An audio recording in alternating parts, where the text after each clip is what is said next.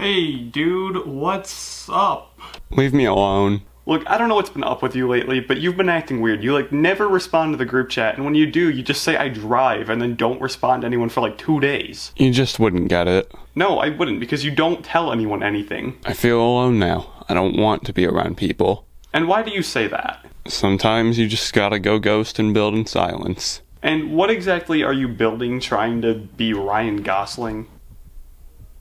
I missed you.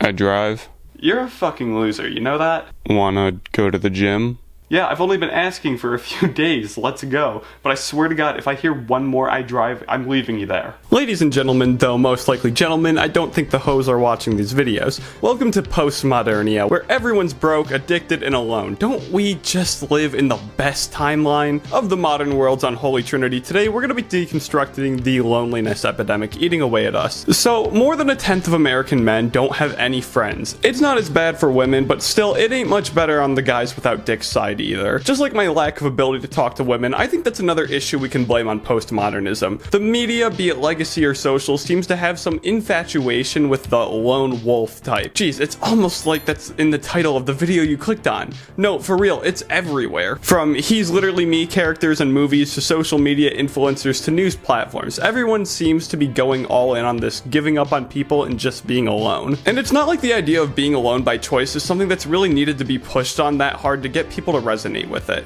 Our generation today just seems to really hate itself. Everyone's different, you know. So many things we got dividing us. You got politics, economics, social status, stereotypes. Who really did 9/11? Did Neil Armstrong and Buzz Aldrin really fuck on the moon? I mean, all the conspiracy theorists say that they faked the moon landing, but just look deep into Armstrong's eyes. Something was clearly landed on that day, and it was not just the moon in space. See, all sorts of things dividing us more than ever. So it's no wonder that people are just choosing to be alone. No one's pulling any bitches, no one's making any friends, and this is all gonna end terribly. It already is. It's basic common sense that spending all of your time alone, like tens of millions of people already do, isn't all that good for you. A lot of people say that you can feel less lonely by just starting out with little interactions in your life, but the evidence doesn't really support that. Those little bits of interactions don't correlate to you really forming connections, which is really what's being lost in this whole lone wolf thing. It's kind of like throwing the baby out with the bathwater. People are just shutting themselves off to everyone when really they just want to lower the bad interactions they have with others.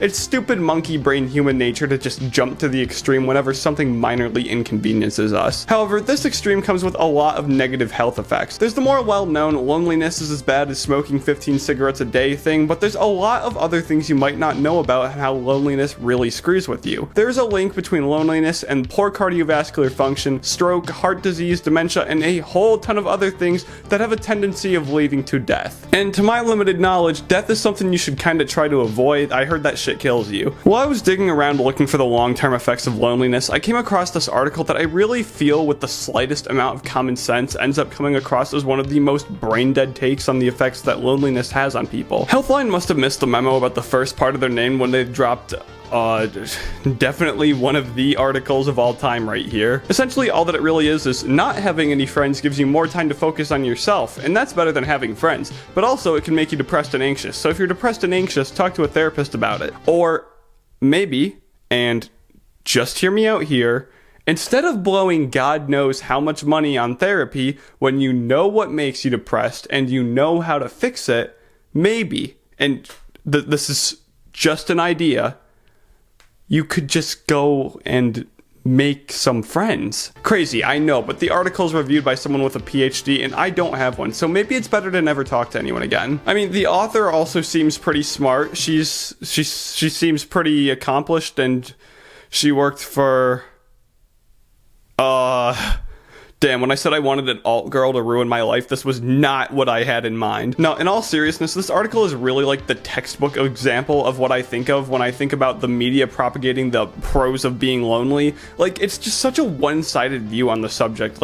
Yeah, if you're alone all the time, you'll have more time to focus on you. Except that being alone for a long time has this little thing where it can drive you fucking insane and make you do stupid stuff. Is it any shock at all that people who claim to always be lonely also tend to be more likely to misuse drugs? drugs, and in the loneliness epidemic starting up, we're also seeing drug use reaching all-time highs. You can't get your personal shit done if you're also hitting your all-time high. I don't know, maybe if you shoot Adderall directly into your dick you might be able to, but that's untested, so don't go experimenting. Alright, so hopefully my point's been made on why being the lone wolf is bad and gets propped up by an elite ring of hot alt girls collectively trying to ruin the lives of as many men as possible. We got our problem now, so what's the solution? Well, on the surface it may seem pretty obvious, but it really doesn't have to be trying to befriend every single person you have a 5-second conversation with. That's just completely unreasonable, and as a fellow I hate everyone person, I think I found the option that worked best for me and might be better for all of the other Ryan Goslings in 2011's Drive too.